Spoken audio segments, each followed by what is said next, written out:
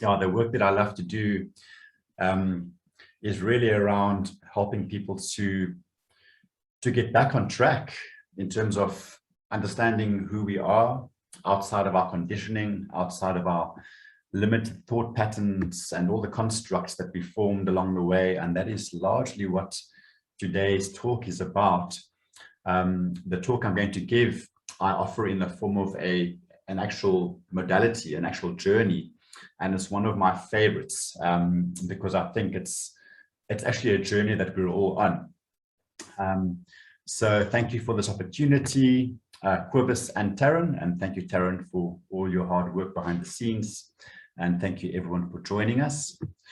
I'd like to start off just by sharing with you that extensive research has been done. It was actually Dr. George Land, who's a systems scientist, who did this research and went on to build a very large research center. And this research is fascinating. What it revealed is that before the age of 5, 98% of children are operating or functioning at creative genius level. Before the age of 5, 98% of children are functioning at creative genius level. By the time we get to the age of 10, that percentage has dropped from 98 to 30%. By the time we get to age 15, it has dropped down to 12%. And by the time we have reached adult stage, only 2% of us, 2% of adults are still functioning and living and expressing creative genius. And that speaks very much into the conditioning that happens, as we get raised. And this also speaks into the hero's journey. So the talk today is about the hero's journey. It's about how we lose ourselves and the path to reclaiming ourselves. So the mythological hero's journey was inspired by Joseph Campbell, and many of the well-known movies, everything from Star Wars to The Lion King and many, many others have been inspired by the hero's journey. So just to take you briefly through the mythological journey, and then I'm going to spend the bulk of this talk talking about how it relates to us in our own lives. But the mythological story is about us being born into our genius. So in mythology, it would be the king. The king is born. And of course, we want to talk about the queen being born as well. It's certainly not gender specific. It's just us being born in our genius, the mythological king, the mythological queen. But being born, not even knowing who we are, and we start to go through this phase of individuation, embodied in a human form, and we start to learn from our surroundings. And in the mythological story, what happens is this young baby or this young king or queen, their life gets threatened. And for fear of safety, they get put into hiding to protect them. And while in hiding, this young child grows up to be a peasant boy. And they believe that they're a peasant boy. They have no remembering, they have no way of knowing that they're actually a king. They grow up believing that they're a peasant boy or a peasant girl. And then at some stage in their lives, while they're still fairly young, they tend to meet a wise man of some kind. And that wise man, in the mythological story, it's an actual wise man that shows up in some form in our lives. It sometimes gets forced upon us by life circumstance. We'll speak more into that. And this wise man arrives to remind us, you are not a peasant boy. You have forgotten who you are. You're actually a king. You're actually a queen. And once they start to remember who they are, or they're told who they are, they've got to start looking within at how they've been living their lives, the constructs that they've put in place. And there's the mythological slaying of the dragon. And in our journeys, we talk about the pacifying of the dragon, but there's the pacifying of the dragon, or in mythology, the slaying of the dragon, and then to go into the dragon's lair and to reclaim the gifts and the treasures, and then we come all the way back to reclaiming our rightful place on the throne to live our full expression in the world and to take care of our kingdom. So that's the mythological hero's journey. All of us, whether we know it or not, are on this hero's journey. But many of us, a lot of us, are only experiencing the first half of that journey. We don't go beyond, or some of us don't even really get to embrace the wisdom from the wise man and to work with that to reclaiming ourselves. And I'm going to spend the next 40 minutes or so talking into that to help you to understand exactly what does it mean to lose ourselves. I'm born in my genius. 98% of children are sitting with genius capacity. How do I lose myself? How does the king forget who they are? And in order to speak into that, I'm going to quickly, actually, let me not share the slides just yet, because I'm getting ahead of myself if I share the slides.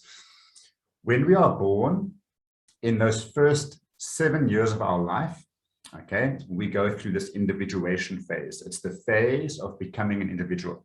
So we are embodied in human form. Research has shown that newborn babies or very young babies, they don't yet know that they are separate from everything else. They don't know that they are separate from the cot, from the room, from their mother and anything else. They are born with a sense of connection and oneness with everything. And then in those first 7 years, we go through the individuation phase. And what I'm doing is, as I'm experiencing life for the first time, I'm learning from my surroundings. And it's usually from my role models, my caretakers, my mom, my dad, or whoever's raising me. And I'm learning about who I am in the world. All right. Is my mother loving me? Is she holding me? Is she seeing me? Is she validating me? Is she nurturing me? Is my dad seeing me? And that's how I form my identity. And it is in those first 7 years of our life that the deep-rooted conditioning, the losing of ourselves, the losing of our genius starts to take shape. Because my parents and my caretakers are raising me with their own wounding, through the filters of their own wounding, through the filters of their own upbringing. My dad can't give me love that he wasn't given to give me. My mom can't give me the nurturing that I need or deserve if she was never given that herself. So in a very unintentional way, our caretakers and our parents are handing down the very burdens that they're carrying to us, because they can only teach us what they've experienced and what they know. So in those first 7 years, I think it's safe to say that the majority of us haven't received 100% the ideal upbringing of being fully loved, fully seen, fully held, and fully validated. And that is where my identity comes from. So I believe I am lovable to this degree, I belong to that degree based on my surroundings, not based on truth. It's based on circumstance. And in that identity, all my limiting beliefs are formed at the same time. So now I'm going to quickly show you what those limiting beliefs look like. And we are busy explaining that first part of the hero's journey. The king and queen who are born, and then they lose themselves as the child in hiding, becoming the peasant boy. So let me just share this with you quickly.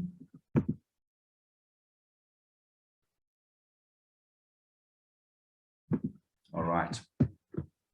Our core limiting beliefs.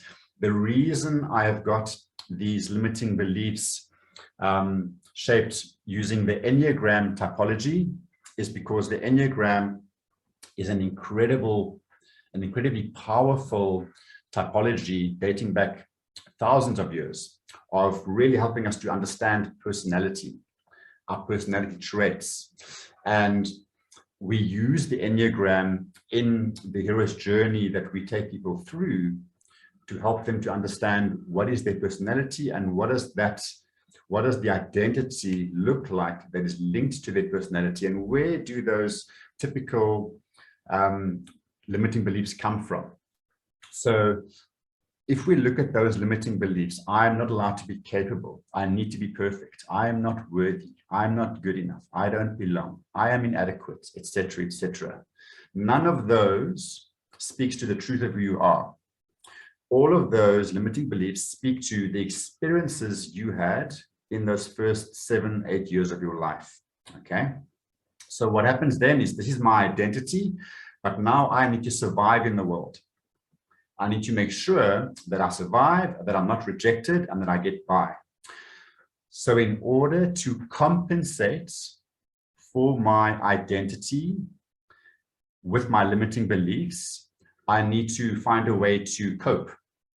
And it is then that I develop a personality. So my personality that I form at a very young age is to cope with my perceived limitations, limiting beliefs, and unmet needs. Okay, that is actually where our personality comes from. We are not our personality. Our personality is also a reflection of the child in hiding, becoming the peasant boy, forgetting that they're actually a king or a queen. I'm going to quickly demonstrate how this plays out using an example. All right, so if we look at the number 2 on this Enneagram, so the Enneagram basically works with 9 personality types. I'm not going to go into the detail of the Enneagram. I'm just using it as a framework to illustrate my point. Okay, but it works on 9 personality types. And if we look at number 2 there as an example, number 2 is the helper or the caregiver. They have a very strong desire to be there for others, to care for others, to support others, to nurture others. Very much a motherly type of instinct, and that is their personality. But where does that personality come from? If we go back to the core limiting belief that was formed in those first 7 years, I'm not worthy. So typically, someone who has the personality type of the caregiver or the helper, they were raised not being validated, not being told that they're loved, not experiencing the love. And so they have this belief system: I am loved for what I do, not for who I am.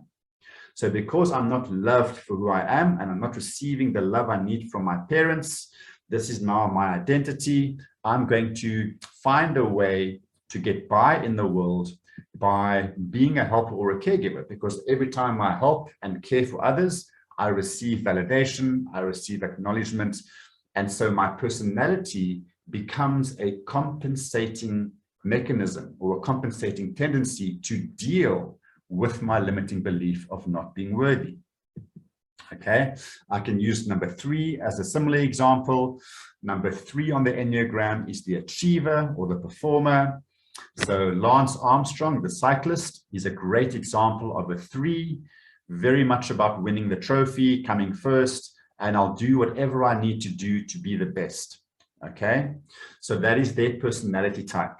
Where does the personality come from? It comes from the identity which holds the limiting belief, I'm not good enough. So again, this young child is learning from parents. Is my dad seeing me? Am I being validated? And somewhere this identity is formed that every time I achieve something, I get praised. When I come home with the trophy, my dad acknowledges me. When I get A in maths, my mom acknowledges me. Other than that, I don't get acknowledged. And therefore, I'm not good enough for who I am. I'm only good enough when I achieve something. So they develop the personality of the achiever to compensate for the identity holding the belief I'm not good enough. And all of these personality types follow the same traits. I develop my personality in order to survive, to be acknowledged, to be accepted, to belong, compensating for my unmet needs. So this is pretty much the individuation phase, and it's a very important part of my talk. I'm just going to stop the share for a moment, because so many of us can spend an entire lifetime stuck in that paradigm, stuck in that first part of the story. Every single one of us came here with very unique gifts to share with the world. And I do not say that lightly. All right. There has never been another you. There will never be another you. You are as unique as it comes. And yet so many of us are running around the world trying to be like someone else, just to be accepted, to fit in. We have abandoned our uniqueness because we have forgotten who we are.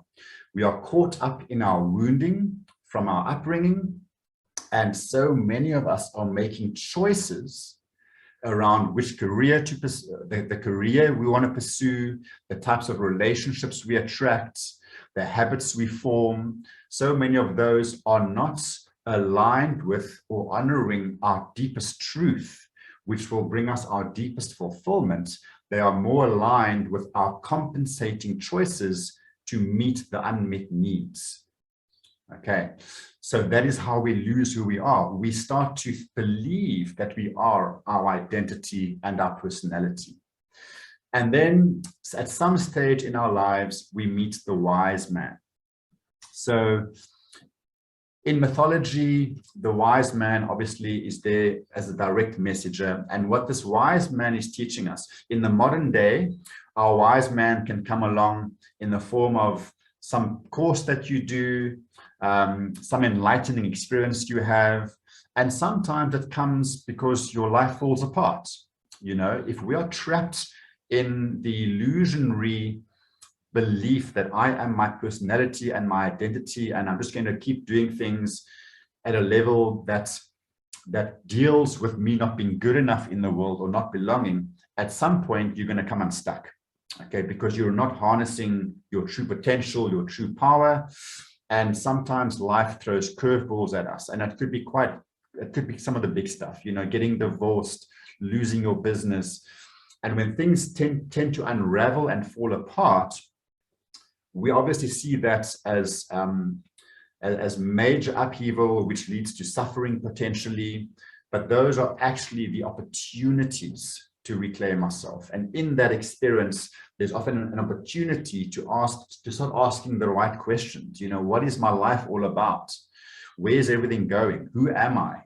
Who am I is one of the most important questions we could ever ask. So there are various ways to meet your wise man.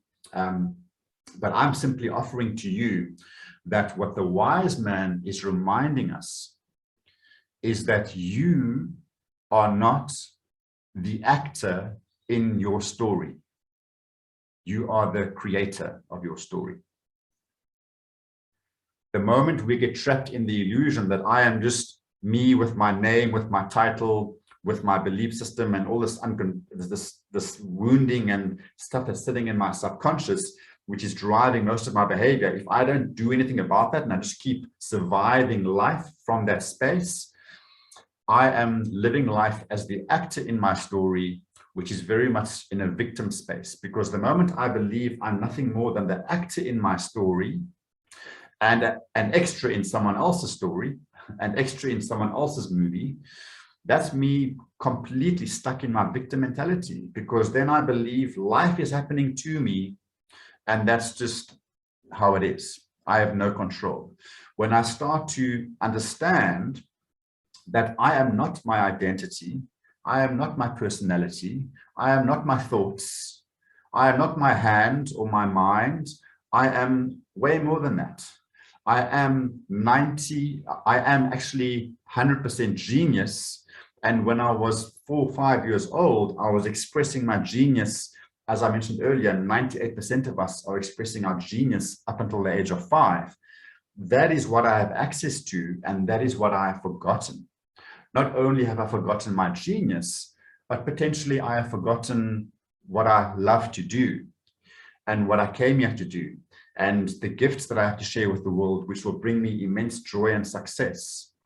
I forgot that I came here to live life because I'm so caught up in my survival of life.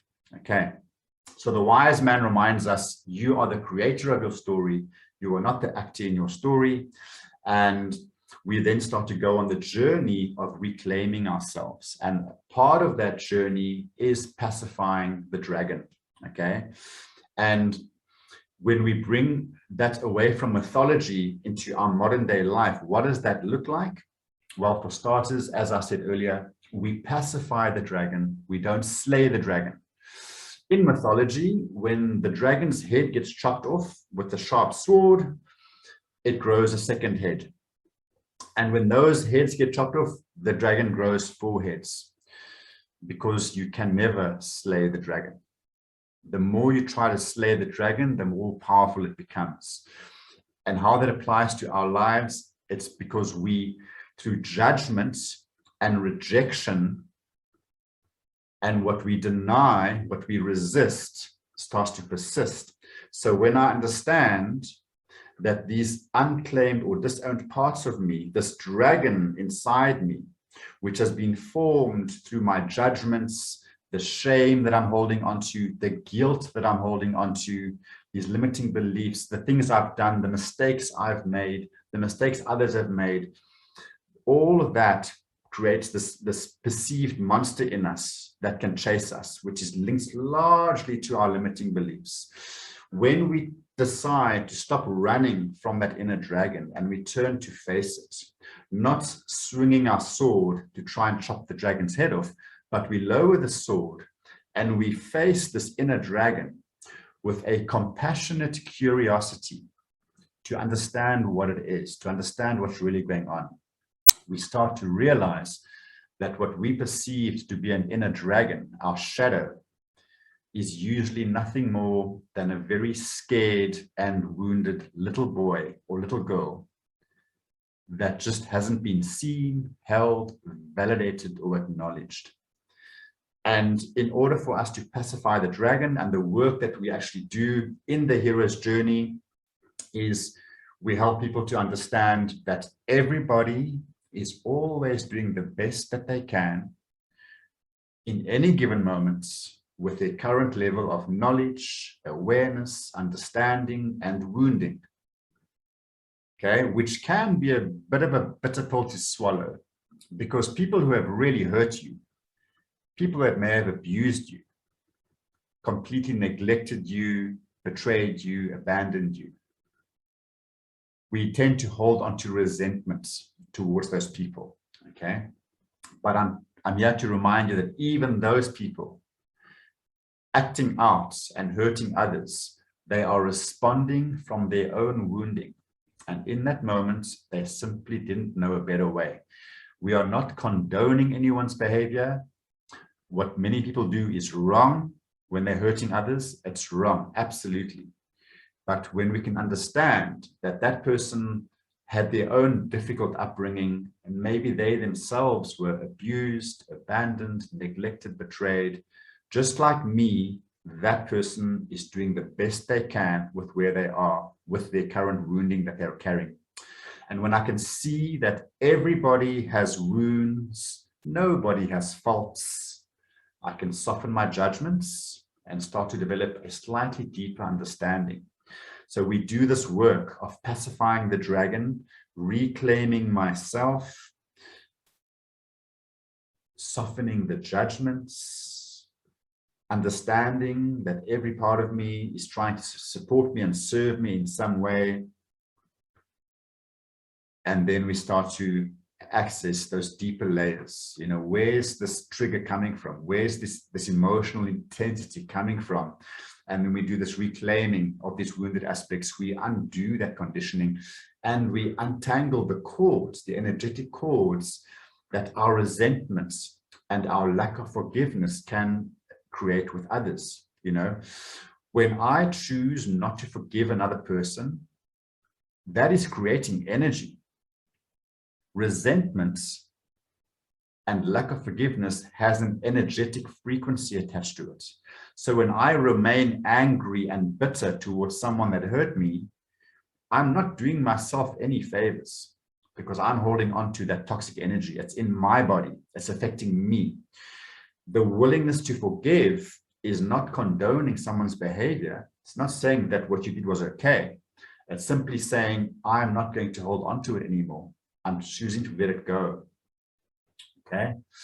And then we come through, once we started to reclaim ourselves, we start to liberate ourselves from our conditioned thinking, our conditioned mindsets, we then come full circle and we reclaim ourselves. We start to access that inner genius, and we honor not only our inner genius, but the unique expression that we came here to deliver, which I sometimes call the heart song.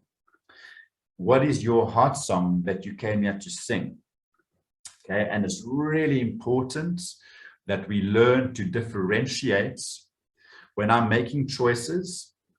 Am I making choices from my compensating tendencies to try and meet my unmet needs? Or am I making choices that honor my deepest truth of who I am?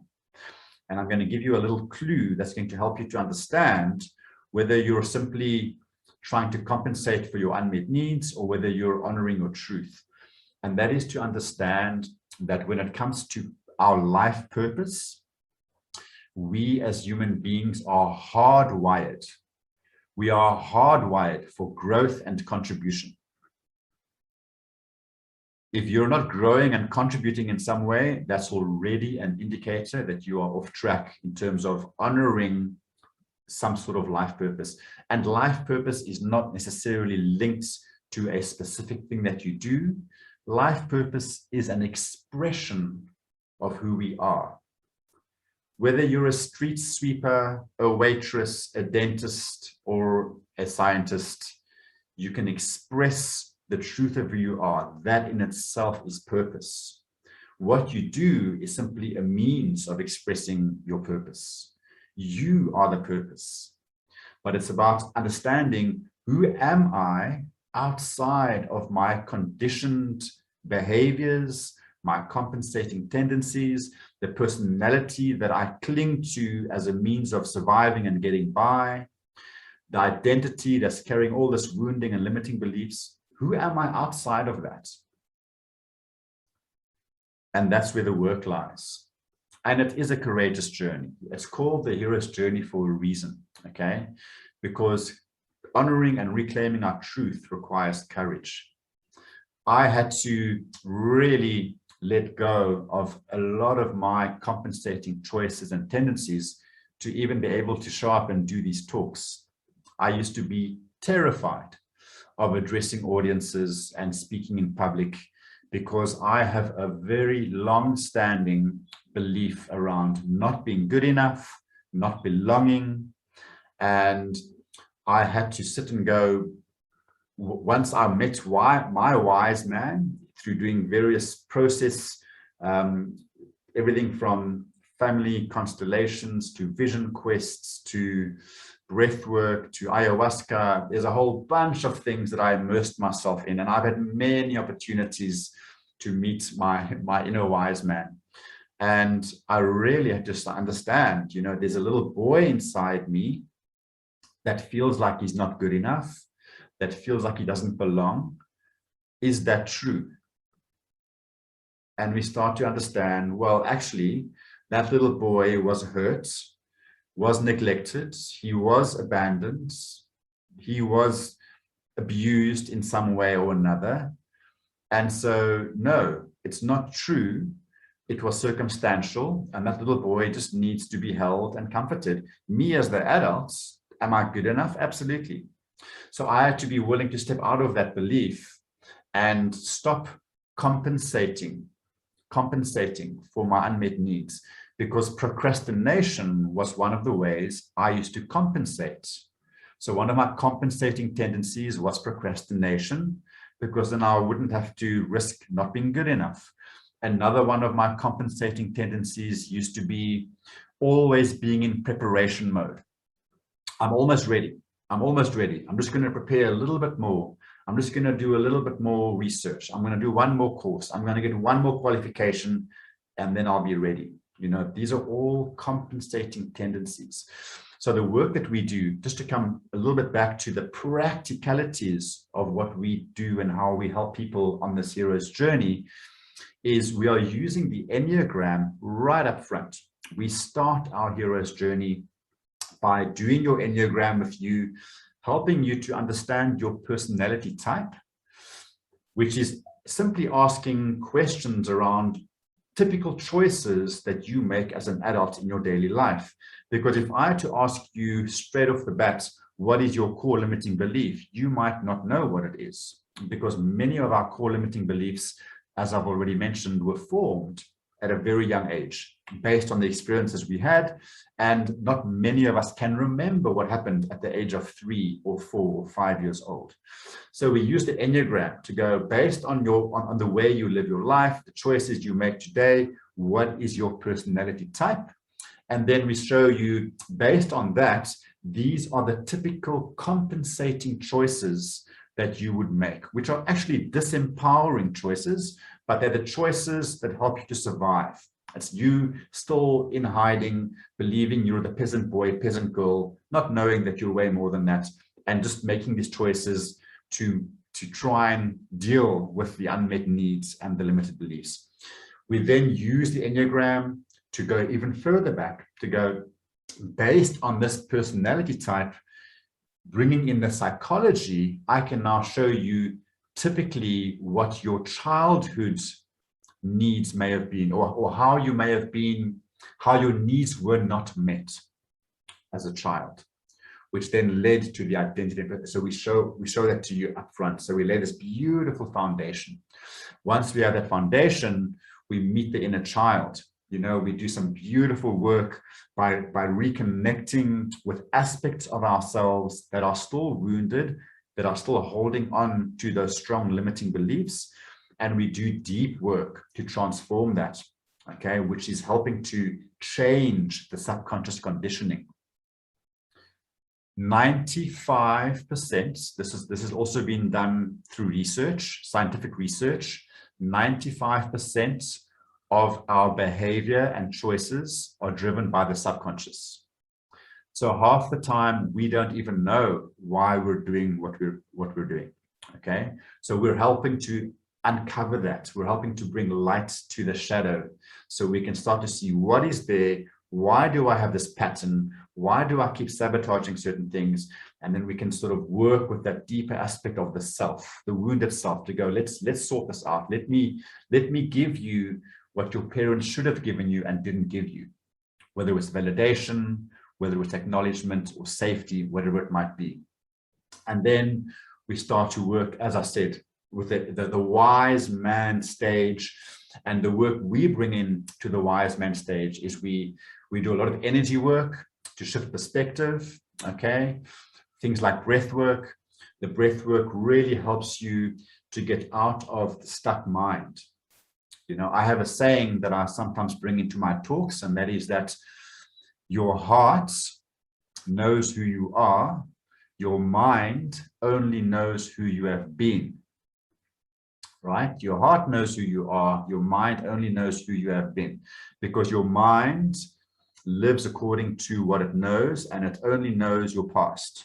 The mind cannot work with something new. It can only work with what is received. So whenever you are trying to make decisions or navigate life, you are always, if you're going to ask your mind for the solution, it's going to look at the subconscious programming and go, what do we know about this? Oh, according to the subconscious programming, you're not good enough, you don't belong, and you don't have what it takes. And then the mind starts bringing up resistance, procrastination, anxiety, overwhelm, to try and keep you safe from doing what you need to do. It's really important to understand, you know, when we work with this wise man stage to gain deeper perspective, it's important to understand that your mind, which includes your ego, is always doing what it thinks you want it to do, even when it's screwing everything up. It's doing what it thinks you want it to do. And I'm going to give you an example. So you imagine that you're going to go and deliver a talk to an audience of 200 people in a week's time, and you are completely shitting yourself, okay, because you are terrified of delivering this talk, and you cannot even bring yourself to sitting in front of a laptop, and you start procrastinating and cleaning the house and doing everything else but getting ready, because you can't bear the thought of even facing it. That resistance, that anxiety that you're feeling, is being created by your mind to try and keep you safe. Because what your mind is doing, your mind is asking the question, what do we know about this talk coming up in a week's time? And the mind knows your past. The mind knows you better than you know yourself. It stores everything, and it can recollect in the subconscious what you aren't even aware of in the conscious level. So at some level, your mind knows that maybe at the age of 7, you performed a play and the kids laughed at you.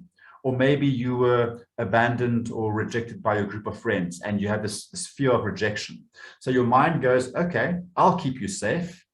I'm going to bring up so much fear that you don't do the talk because it's not a good thing to do.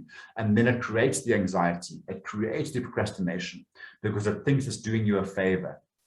So your mind is your most loyal servant, but it more often than not is supporting an outdated version of you. It's supporting the old you, not who you're becoming. So if you want your mind to support you, you've got to give it the updated instruction manual. And you can literally have the conversation. Marissa Peer, one of the world's leading coaches and hypnotherapists, she actually teaches techniques where you can engage your mind and say to your mind, listen, that talk happening in a week's time, I want to do it. It's going to be amazing. It's an amazing opportunity. I'm excited about it. There might be an element of fake it till you make it, but if you have the conversation and you start working with it, the mind starts receiving the new message, which then starts to override the old message from the conditioning. And then the anxiety eases off and the mind starts feeling the excitement that you're telling it you're feeling. Okay. So when we get to the wise man stage, we shift perspective. We help ourselves to see, hang on, if I can see that I'm the creator of my story, I'm not the actor in it, that gives me the power to pretty much choose new choices because I have the choice to choose my own thoughts. I have the power to choose my own thoughts. So we bring in a lot of mind power techniques as well to help you to understand that thoughts are real forces and that when you already know, based on what you've done in the earlier stage of your hero's journey, you already know what your compensating tendencies are. We've already exposed them. So now you go, okay, I am not my past. I am not the wounding. I am not the little boy or girl that got hurt. I've survived all of that. And I'm now seeing that I have the power to step out of that and to make empowered choices. But what choices do I want to make? And of course, our journey that we offer, the hero's journey, it ends off, this reclaiming of the genius self, reclaiming of the king self, the queen self, that ends off with vision quest. We actually end our journey off with a beautiful vision quest. And that is to help you ask the question all over again, what is my life wanting from me? What am I here to do? What is my unique gift that I'm here to express? And at that stage of our journey, we're no longer responding from our compensating choices and our unmet needs. We are now liberated from that. We've learned how to step out of that.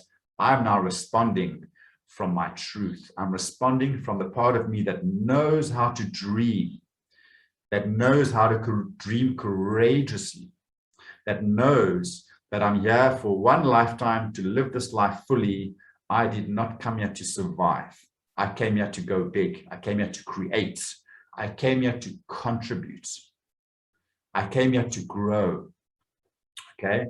When we get confused and caught up in false purpose, in other words, when I believe that making lots of money is my purpose, maybe I'm not even asking what my purpose is. Maybe I'm just doing what I need to do to feel better about myself. Okay. And this is what I was saying earlier about how so many of us get caught up in the first half of that hero's journey. We don't come full circle to honoring our true expression. Okay. There are so many people out there that have made the millions, that have got business number 4, house number 3, car number 2, wife number 7, whatever it might be. And they are still miserable because they don't know that they're still simply trying to compensate for unmet needs, and they're doing it externally. If you're trying to compensate for unmet needs externally without actually healing the wound and meeting the need from within, you'll be chasing forever. Forever and ever and ever. You'll spend your entire lifetime chasing it because you're not doing the inner work to heal the wound that's driving the behavior. Okay, so there's a difference between being successful, having lots of money, but living your joy, your purpose, and your truth, and having lots of money, but still being completely lost and depressed. The one person's following their truth, the other one is still believing that they're nothing more than the peasant boy or peasant girl full of wounds, and they're compensating. Okay, so the vision quest helps us to access an altered state of mind where we can access a space within us, a deeper truth within us that reveals to us what we're here to do. And what we are here to do is have incredible amounts of joy. Okay, we are designed to have a happy life. It doesn't mean that we don't have difficulty in life. That's part of life. Grief, loss, hard work, all these things make up the juice of life. But for the most part, our purpose is filled with passion and energy. You know, if you're not enjoying what you're doing, then you're either not on purpose, or you're not bringing life to what you're doing. You're not bringing purpose to what you're doing. What does purpose look like? I'm going to give you a couple of clues, and I'm going to offer this to you as a takeaway, something for you that you can keep working on. Even though you haven't taken this hero's journey with me, and I'm inviting you to do exactly that. I'll talk more about that in a moment. But even as you're sitting there now, without having done all this work on understanding your compensating needs and your limiting beliefs, I want you just to let all that go. Let your old story go, just for a moment. Pretend and make it up. Make up that you're sitting there, there's no past, and you can do whatever the hell you want. You can make it all up. And you can create whatever you want, which is actually the truth. That's actually what you can do once we are disentangled from our past. And I want you to simply start contemplating three things. The one is, what am I naturally good at? Okay, I once watched this beautifully powerful talk from a very wise shamanic healer, and he literally just drew 3 lines in the sand. And the first line he drew a line and said, what are you good at? What are you naturally good at?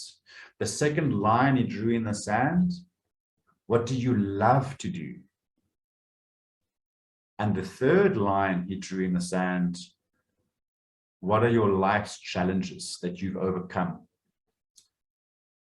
Maybe you're still overcoming them, but our life challenges, our greatest life challenges, often speak into the potential of purpose.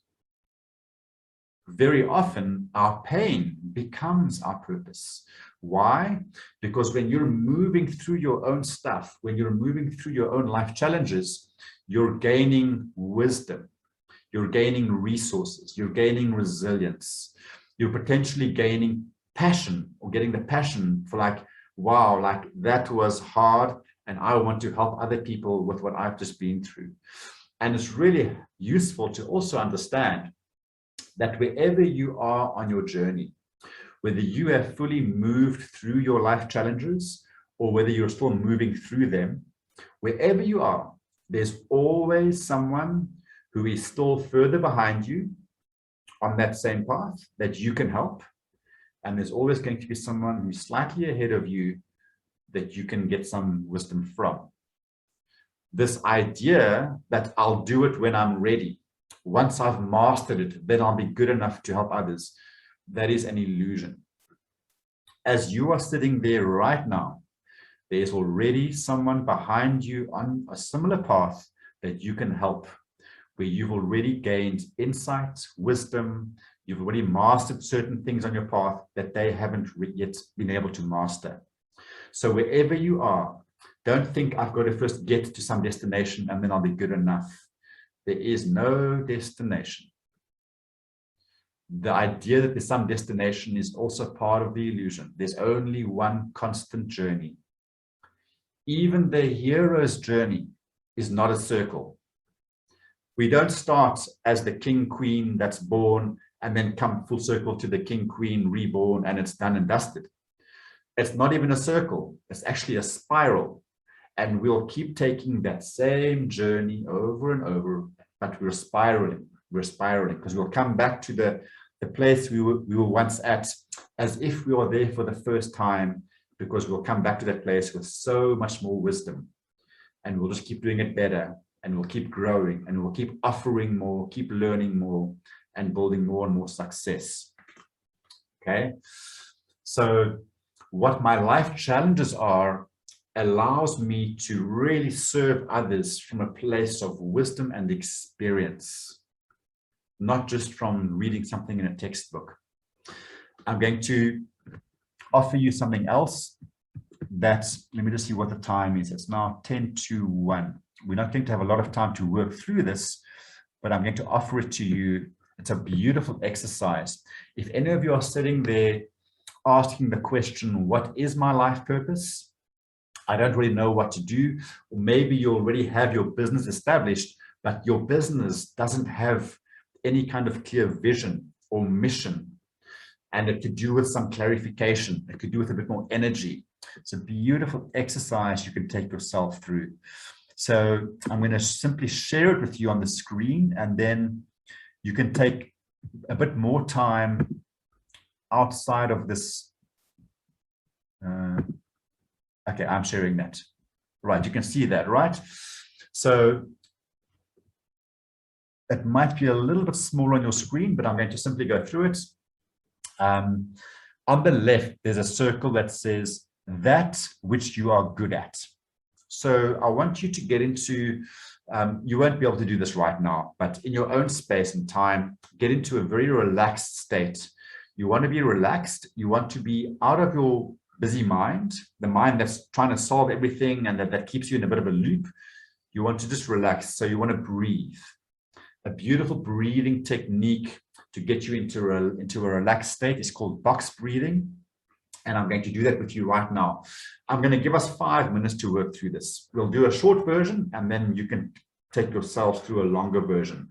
So I'm going to invite you just to get comfortable. And I'm going to demonstrate box breathing for you, which naturally and instantly calms the nervous system, and it gets us into a more open and expansive state from which to answer some of these big questions.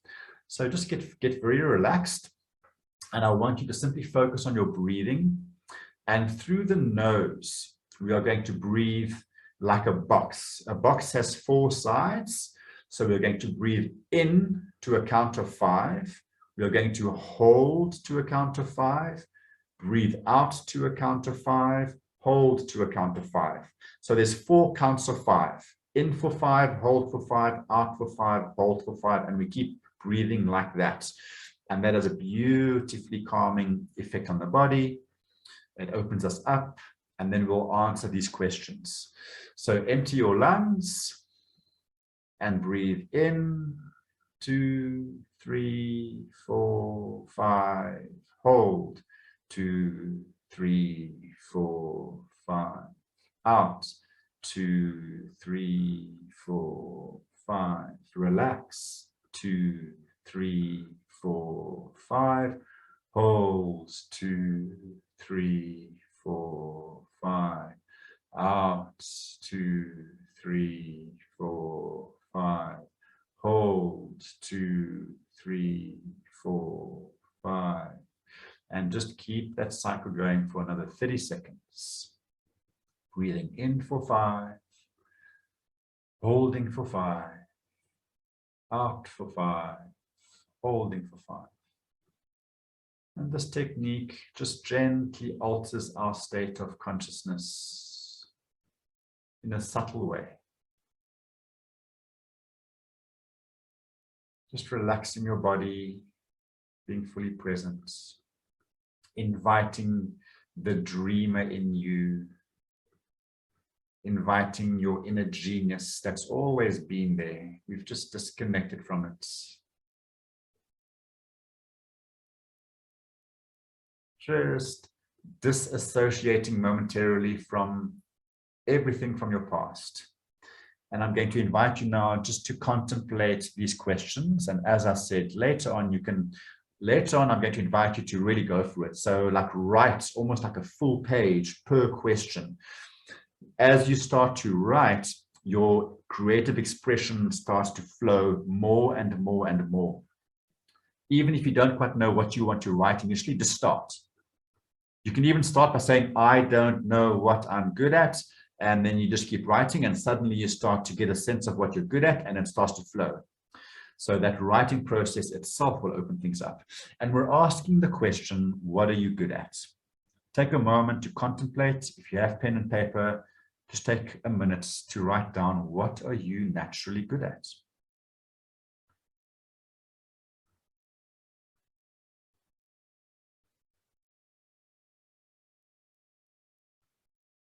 Just jot down a few points for now, because we are a little bit tight for time in this particular session. But as I said, later on, really give it a full expression. What are you naturally good at?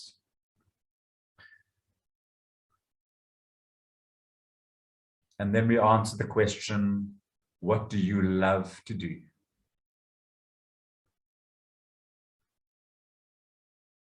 What do you love to do?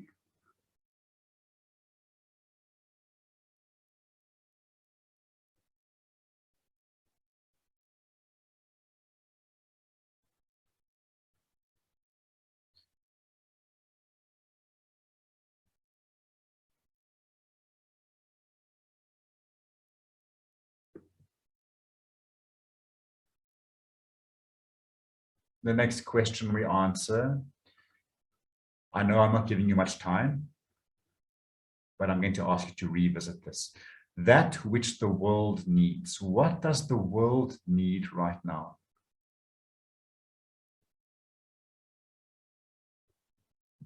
What does the world need?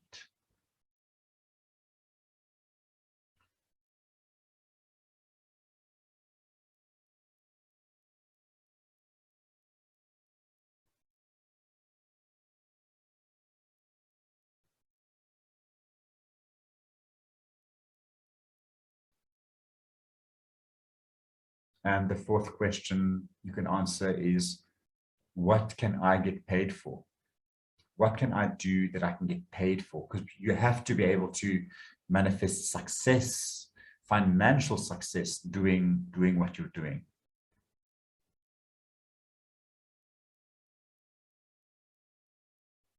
That which you can be paid for.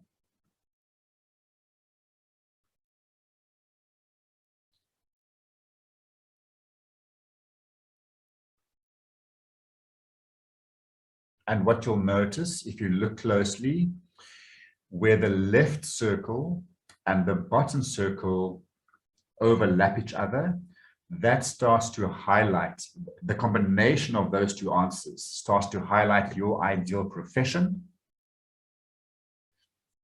The top circle and the left circle, the combination of those two answers starts to highlight your passion.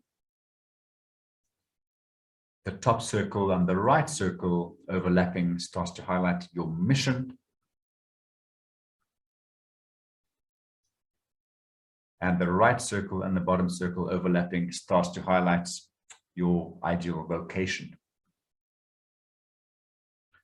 So it appears to be quite a simple exercise, but when you start answering the questions and considering profession, passion, mission, vocation, how it all comes together, it's actually a very powerful exercise. So I really want to encourage you, even if you already have a solid business that you're on track with, bring this into that and see if it enriches your vision for your current business.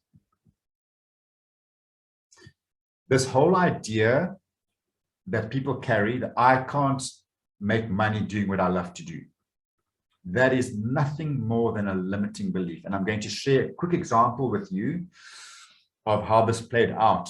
So there was a student that was doing one of T. Harv Ekker's courses. T. Harv Eker is one of the world's leading abundance coaches.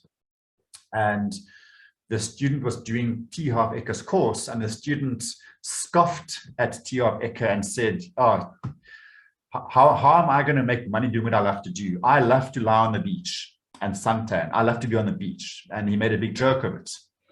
And when T. Harv Eker finished taking them through the course, this guy genuinely started earning a fortune. He made a very, very successful business out of traveling to beaches around the world. He develops an app to rate and offer information on beaches for tourists and people who wanted to understand where to go. And he made a fortune. So he made a fortune lying on the beach, suntanning.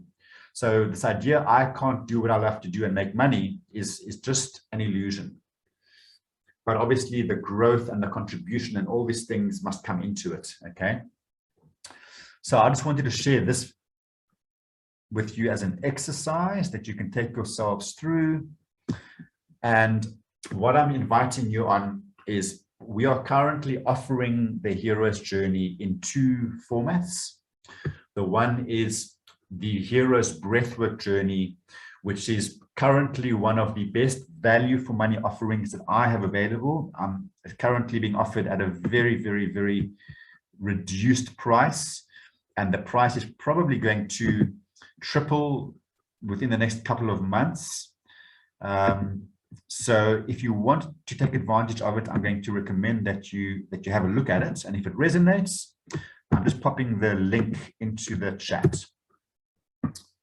So there's a link to Quicket if you want to check out the program and how it operates. It runs over 6 weeks, 6 consecutive weeks, where we meet every Tuesday evening for 2 hours online. We bring breath work into every session, and we literally, each session follows a different aspect of the hero's journey, starting off with doing the Enneagram. We then do the inner child work. We then work with the wise man and how to implement mind power techniques to shift your thinking, to empower your thinking. We then come around to working with that pacifying of the dragon, releasing resentments and judgments and untangling from other people's energies. And then we come around to doing vision quest, understanding through the breathwork process, shifting perspective, going on a deep journey, what my heart is asking for, what my deepest truth is asking for outside of my compensating tendencies. And we end the journey in week 6 with building structure, which is a very important part of the experience. Building structure is all about supporting who you're becoming. Because we all, whether we know it or not, we're always living according to a particular structure, which includes our daily habits, our morning routine, everything we do every day, that forms your structure, okay? And you need to make sure that you're building a structure that supports who you're becoming. If you attend courses and programs and you grow and develop yourself through some kind of experience, but you don't change your structure, your old structure will pull you back into old habits. Okay, because the structure you're currently living according to is supporting an outdated version of who you are. So the structure building that we focus on is, what is the vision you want to manifest in your life? And we work through specifically, what is it? What is the evidence that will help you to understand that you've achieved it? What are the typical actions and choices you need to start making? How might your old choices sabotage your behavior? What can you do to deal with that? What is your morning routine? How does energy influence your day? Because success is all about energy. Success is a frequency of energy. It's not a piece of paper. Money is the symbol of success, but success is actually a vibration. It's an energy. So are you doing things when you wake up every morning to raise your vibration so that you can flow through your day with better clarity, more creativity, making better choices? So all of this forms part of your structure, and that's how we close off this hero's journey. That's the online version that I'm inviting you to check out. And then, of course, We do another version, which is a full 4-day immersion in the wilderness, where we follow a similar structure, also working the Enneagram, but we're working it at a much deeper level, not necessarily more impactful. The online version is very powerful and will shift a lot of things. But when we're in the group, in the wilderness, we do family constellation processes, and we work with the elements, we work with fire, and it just enriches the physical experience. Okay, and that's a 4-day version. And the vision quest there is also a full day out in nature from sunrise to sunset, just receiving your vision for what your life is asking for right now. And it might be the vision for your life, in other words, your grand vision. It might simply be the vision for the next chapter in your life. Your vision will meet you according to what your needs are around what needs clarification. Okay, so we'll meet you wherever you're at on that journey. So that is my share. I want to just wrap this up by just highlighting that you are not your identity, you are not your personality, you are not your past, and you are not on or shackled by your past experiences. So you owe it to yourself to reclaim those parts of you. It's normally the little boy or the little girl that was abandoned or neglected or betrayed. You owe it to yourself to go back and reclaim these parts of you and to express your unique gifts in this world, because this world needs your gifts. Only you can share them. Okay, and you came here to do that. So we've got to complete this hero's journey and move out of our woundings and our compensating choices and being tied up in our unmet needs and our limited thinking. We've got to liberate ourselves from all of that and courageously embark on expressing our joy and our truth in this world. And when we do that, we feel alive, energized, and we will be abundant. Because when you own your truth and you express your truth, abundance will flow. Joseph Campbell has the saying, and he says, when you follow your bliss, the universe will open doors where there were only walls. That's what happens when you align with truth. Life becomes miraculous. Everything just starts lining up. It's when things are stuck and sticky and exhausting and repetitive and overwhelming. Those are strong indicators that we're off track. Okay. So I'm inviting you on the journey to reclaim yourself and to reclaim the life that wants to be lived. Are there any questions? Thank you for joining us. Thank you for spending this time with me. I hope it was valuable and meaningful for you. Please go through that exercise that I shared with you to help clarify what you're currently working with in your life, to bring deeper meaning to it. And I welcome any questions if anyone has any.